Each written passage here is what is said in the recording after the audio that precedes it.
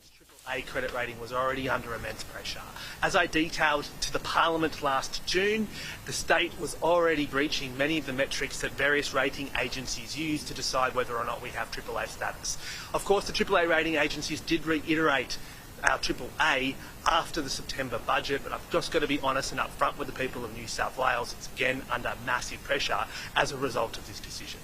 In terms of the response of the government, yesterday I met with the other treasurers through the Board of Treasurers, in which I've made it very clear that New South Wales will now be the last state standing when it comes to engaging with the Commonwealth on key agreements, including our health system and including our education system.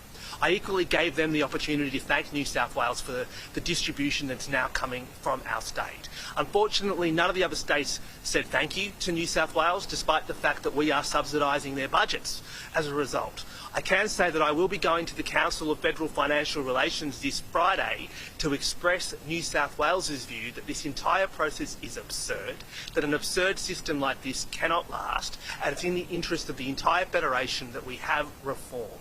Again, I agree with the former Treasurer Perrottet when he made these exact same points back in 2018, at the last time New South Wales had its share cut. Ultimately, the people of New South Wales should not be missing out on the resources they need to access world-class public services. Yesterday's decision by the Commonwealth Grants Commission shows just how out of touch they are. New South Wales should not have to pay the price. Thank you, Daniel. Before we take questions, and I realise there's a lot of interest in the bill, but the Treasurer is right. I just want to make a few comments about GST payments and support from the Commonwealth Government.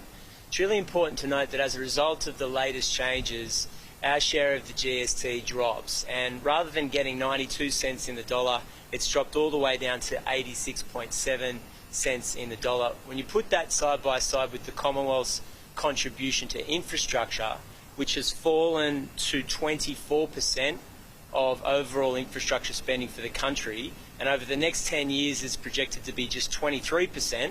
So 23%, that's our share of federal infrastructure spending over the next 10 years. That's notwithstanding the fact that New South Wales has 31% of the country's population, and we take in 37% of new migrants from countries around the world. So this is a terrible set of circumstances for Australia's largest state. By any objective measure, we are getting billions of dollars taken out of New South Wales to subsidise Western Australia and Victoria. Western Australia and Victoria. For the first time ever, money will be taken out of the pockets of the hard-working men and women of New South Wales and sent south to Victoria.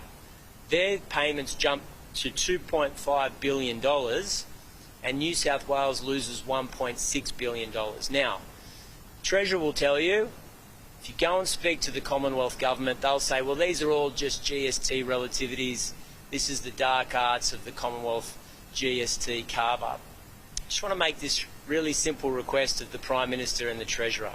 Is this accidental or is it deliberate? Because I think the taxpayers of New South Wales need to understand why we're currently in a situation where so much money is being withdrawn from Australia's largest state and instead sent down to Victoria. It's never happened before in Australia's history that we've been subsidising a massive state like Victoria.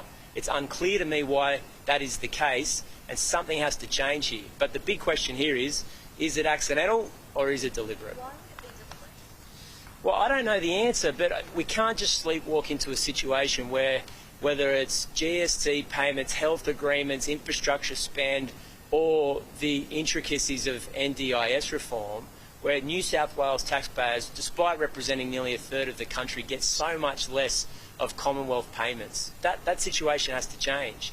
And it used to be the case that the state would effectively subsidise smaller jurisdictions like Tasmania and South Australia and the Northern Territory.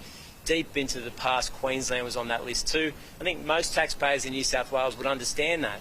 But when you're sending $800 million to Western Australia and $2.6 billion to Victoria, everybody in New South Wales would be scratching your head saying, how do we get to this situation?